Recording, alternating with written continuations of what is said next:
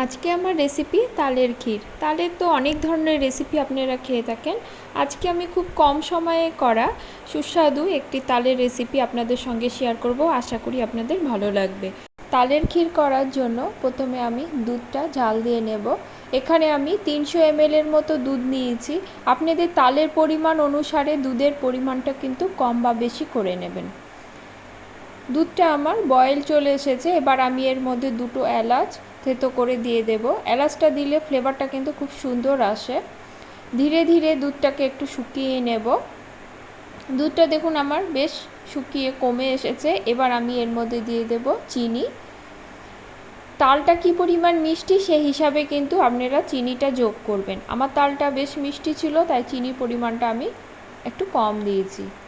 দুধটা শুকিয়ে দেখুন সুন্দর ক্ষীর হয়ে গেছে। এবার আমি গ্যাসের ফ্লেমটা অফ করে একটি বাটির মধ্যে ক্ষীরটা ঢেলে নেব। এবার ওই কড়াতেই আমি তালের পাল্পটা দিয়ে দেব। আমি এখানে 4 হাতার মতো তালের পাল্প ব্যবহার করেছি। গ্যাসের ফ্লেমটা মিডিয়াম টু লোতে করে দিয়ে তালটা ভালো করে জাল দিয়ে নেব।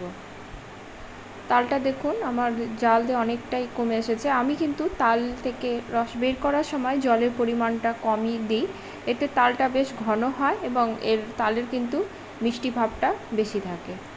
এবার আমি এর মধ্যে বেশ কিছুটা নারকেল কোড়া দেব। এখানে আপনারা শুকনো নারকেলের গুঁড়ো ব্যবহার করতে পারেন। নারকেলটা দিয়ে তালের সঙ্গে ভালো করে মিশিয়ে আমি আরও মিনিট 3 মতো জাল দিয়ে নেব।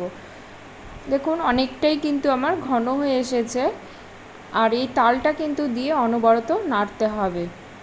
এবার আমি এর মধ্যে দিয়ে দেব ক্ষীরটা।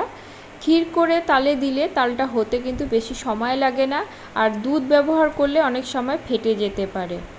ক্ষীরটা দিয়ে তালের সঙ্গে আবারও ভালো করে মিশিয়ে নিয়ে মিনিট 4 মতো জাল দিয়ে নেব। গ্যাসের ফ্লেমটা লোতেই রাখবো। এই তালের ক্ষীর করতে যেমন সহজ, খেতেও কিন্তু অত্যন্ত সুস্বাদু হয়। তাই যারা তালের বড়া খেতে চান না, তারা কিন্তু এভাবে তালের ক্ষীর করে খেতে পারেন। আমার তালের ক্ষীরটা হয়ে গেছে। এবার গ্যাসের ফ্লেমটা অফ করে ঠান্ডা করে পরিবেশনের পালা। আমার এই ক্ষীরটা যদি ভালো লেগে থাকে লাইক কমেন্ট করবেন এবং সাবস্ক্রাইব করে পাশে থাকবেন। আজ তাহলে এ পর্যন্তই। ধন্যবাদ।